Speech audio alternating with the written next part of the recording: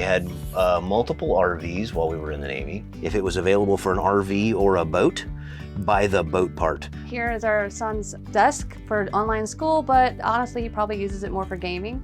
So we opted to take the original emergency exits out and install boat hatches. So throughout this video, you might notice I have a little something going on right here. If you hang out till the end, I will fill you in on what happened.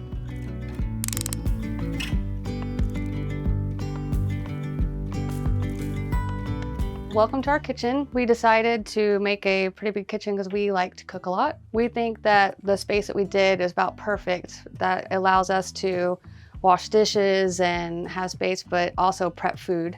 Usually whenever it's time to make dinner, it's usually Jeff and I in here cooking, and we've gotten pretty good moving around each other. And so yeah, only about 2 people in here at a time is comfortable for cooking. So we went with butcher block countertops. We thought that looked really well with the white of the cabinets and everything, and they're pretty durable. We got the apartment size stove, and we wanted to make the space for it. We built our kitchen pretty much around our stove. It's the only thing in the bus that runs off the propane, so we don't have to fill that up very often. That's nice. But yeah, we like it, and it's easy to clean. It's great. We love it. So whenever we started our build, we wanted to make it feel open and welcoming in here and not feel too closed in. So we decided not to do upper cabinets. So I had my husband custom built all of our cabinets, and I wanted to do pull open drawers because it's easier just to access everything rather than doors and have to reach in. We'd fit a lot in there, and we have everything that we need and then some. We've actually bought some more gadgets since we've been on the road. So we have plenty of space for what we do. Like I said, we like to cook. So I asked him to build me a special spice drawer so we can actually read all the labels. So we have one that we can pull out, and these are the ones we use most of the time. And then we've got more storage down here as well for our leftover glass containers, things like that, and those do really good actually even with driving down the road. One of my favorite parts about the bus is the pull-out pantry that Jeff made. It stores tons and tons of food. Like, we probably restock that maybe every few weeks. We do have a teenager, so he eats a lot. Whenever we're driving down the road, this would obviously come open, so Jeff drilled a hole in here, and all we do is push that peg in, and that stays secure. We haven't had that come open.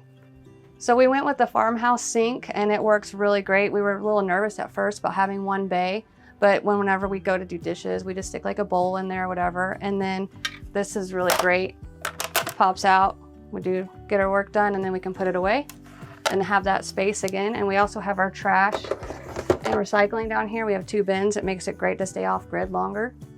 So we went with a residential fridge, and we do not regret that at all. We love actually that the refrigerator portion's up top because you use that more often, and we can stock up for about 2 weeks. The other part we like about our freezer rather, is that it has pull-out drawers. So it makes it easy to pack those drawers really full and use that space well. Overall, we really love our kitchen, and we wouldn't change anything, especially if you like to cook a lot. I would definitely dedicate some space to your kitchen. So welcome to our living room. We've got the kitchen here behind me. We spend a lot of time in this area. It can be a place for meals and playing games, but it also can be either a long couch. This will lower down to be a couch for a movie night, or we can pull out more, and then it can be a big 7-foot bed. It's a little bit harder to make into a bed than we originally thought it would be. Like, we wish that it was more of a one piece down here to pull out, because we have 2 pieces here we can pull, and then we have to push the cushions down. It's just not as quick as we thought it would be, but it's not too bad. And then underneath me right here is our diesel heater, and the control is right here, and it works great. It was about $110, a Chinese diesel heater, so it was interesting to learn how to use it. It worked great for the first year, and then we had to buy some parts. So basically, we recommend having a whole extra one to replace the parts for your diesel heater. Here is our son's desk for online school, but honestly, he probably uses it more for gaming. We have 3 kids. 2 of them did online school, but it's through Pearson Online Academy.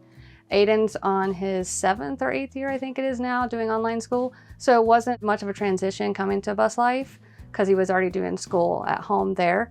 He enjoys that a lot because it's very flexible. He can do a bunch of lessons in in a few days, and then if we have 3 travel days in a row, it's not a big deal.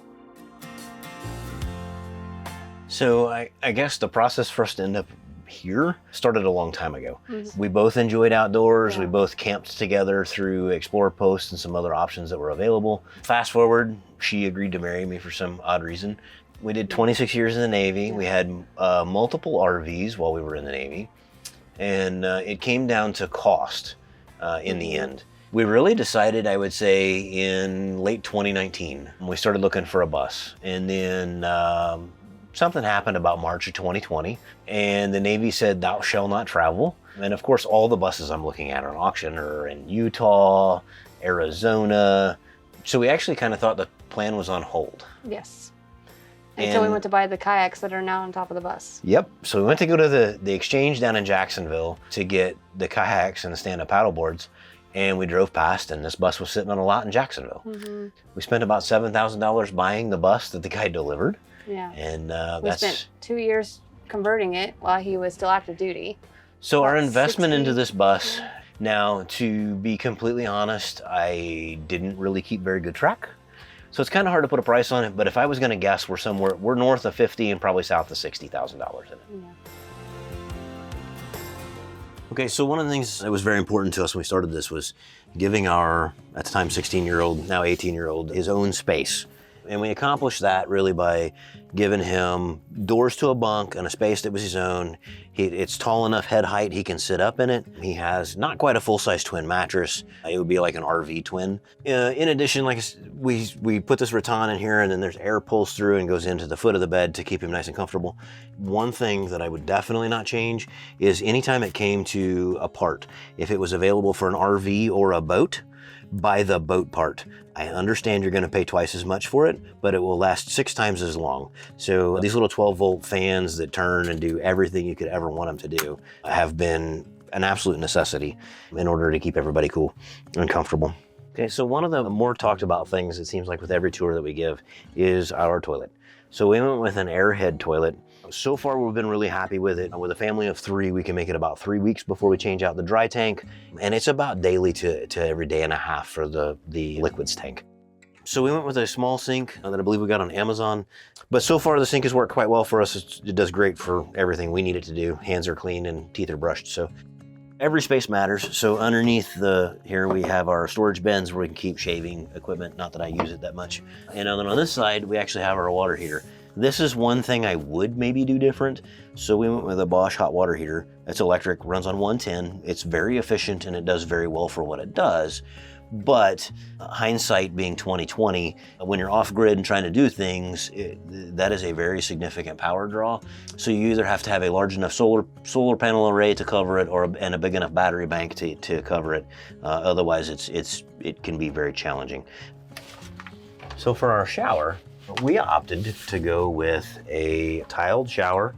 We did a stone floor, and all of this was built on the Schluter system. So it's the orange boards you can get at Lowe's, Home Depot, any of the big box stores, because it's made out of styrofoam and it has a waterproof barrier and everything else on it. And you can seal it all up very nice, and it makes positioning your drain on the floor with proper slope and all of that thing very simple. Not the cheapest thing in the world to get. However, it just works so well for what it's intended to do that I absolutely would recommend doing it again. We did, like I said, it's regular tile, and we used an epoxy grout on the road for 1.5 years and a lot of shimmying and shaking going down the road, but there's no cracks in any of the grouting, and it's performed very well for us. When it comes to advice as to how to build a bus, you can watch 17 different videos and they will all explain why the last guy was wrong about how he built it. And in the end of the day, you just have to build it in the way that you are happy with it, the way that you like it, the way that works for you. Yeah. And you have to be in the right mindset to go down the path. Mm-hmm. And I think the hardest part for everybody is just the jump. I mean, you have to get to the edge, and then you just have to commit. And you have to make that jump over just leap off the edge and be like, yep, and here we go. Because once the house is sold, once all of the things fall into place, and you actually start driving, that's the easy part. All right, so this area is our walk-in closet slash bedroom. Yes, we have a walk-in closet, only because you have no other options. You have to walk through it. We did choose to put a door on it. We had a Celtic symbol. A good friend of mine does engraving. He engraved this for us. We did go with a full-length mirror on the back of the door. And then this closet is storage and electrical distribution. And the cabinet below that is all of our electrical. I have 3 206 amp hour lithium SOK batteries. I have been very happy with those. And then I went with all Victron components for it's a 3000 watt multi-plus inverter. Victron is a love-hate relationship for me. I love it because it all just plugs in together and it just simply talks and works and does what it's supposed to do. But it's a little bit of a learning curve to figure out how to do that, especially if you're trying to figure that out yourself. The one thing that I would really caution, right, if you do not understand electrical, please, please, please do not do your electrical. Hire somebody to come do it. I cannot tell you how many buses I've seen. I've personally tried to put one out that was on fire, so please be careful with your electric. Underneath the bed, we have 100 gallons of fresh water, and then the water pump, all of that sort of stuff is underneath our bed. One last feature I would like talking about is our skylights. So we opted to take the original emergency exits out and install boat hatches. Now you can find boat hatches that are of approximately the same size. The interesting part is you have to make the roof flat to match the surface of the boat hatch. I will allow you to choose your own adventure on how you get there. I opted for a PVC board that I back sanded to match the curve of the roof that made a good square flat surface on top. Seems to have worked well. So in the very back of the bus, we went with a single mini split. This is a Pioneer, it's a 110. I think it's the 8,000 BTU unit. And it in and of itself should be enough to do the square footage for a bus. This is a 40-foot bus. However, just because of the tunnel of the hallway through a long tube, I do wish I had put a second unit up front for when we were plugged in, but that would be the only thing I would really change. And we opted to go with the east-west bed, if you will. The lighting and using the windows and all of that was very important to us. I mean, that's one of the biggest things that we chose to go with. So at the front entry of the bus, one of the things that we had a lot of debate on was how we were going to fill this space out. And actually, I didn't want to do this even after 26 years of military service. And my wife was like, nope, you're going to have a shadow box. You're going to have something commemorating it. So she convinced me, and I'm very glad that she did, to have this actually presented at my retirement ceremony to me. And then it was subsequently put into the bus. This little frame holds it in. So it's all removable, and I can take it with me whenever we sell the bus, and I can put meat storage or something else in here for anybody else who's going to do it. Additional to that, I got a couple of coins over the time that were significant to me. Collecting coins is something that's a military tradition has been for a long time, really since Vietnam. And I chose to showcase the coins that meant something special to me, whether that was a good friend that gave it to me or a significant event in my Navy career. And then these even open up and are also storage. So you have to make the best use of every space that you can. So for the outside of the bus, I guess we'll start at the top. For the roof racking system, I actually went with unistruts that are sitting on top of a hockey puck. And that gave a gap between the roof and the unistrut itself so debris doesn't build up there. It's worked out very well for us. I've had no issues with the hockey pucks. Those things are pretty darn hard. We get asked a lot if our solar panels actually get retracted or move or do anything else while we're going down the road, and the answer is no, they just sit there.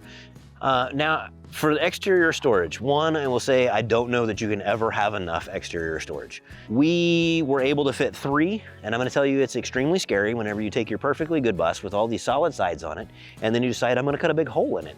And the way that I made this work was on the inside of the box, I actually mounted a unistrut to the roof of the box, and then I used what are called riv nuts in the hat channels that are underneath the bus in order to install it. I kind of thought that was going to be a problem, maybe based on weight, but I have cast iron in there, I have all kinds of stuff in there, and it's been bouncing down the road and does not care.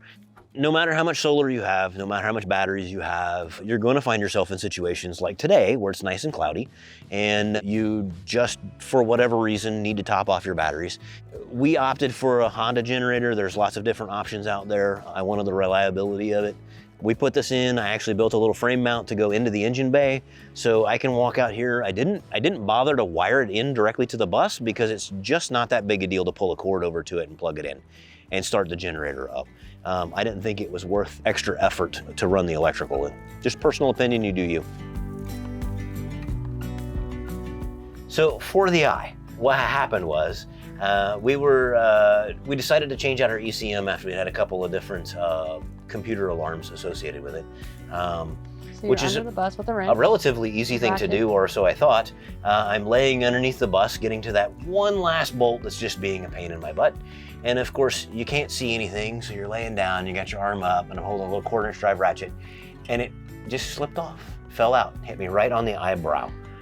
Didn't even think anything of it that day. It was a goose egg. Yeah. And the next morning, I woke up to this gloriousness. Yeah. And it's just kind of been that way ever since. It's bus life, yeah. Bus life.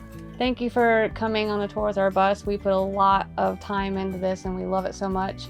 And if you'd like to follow along with our adventures and everything, you can follow us at the Shenanigans Bus, and we'd love to have you along for our journey. And special thanks for Tiny Home Tours for having us.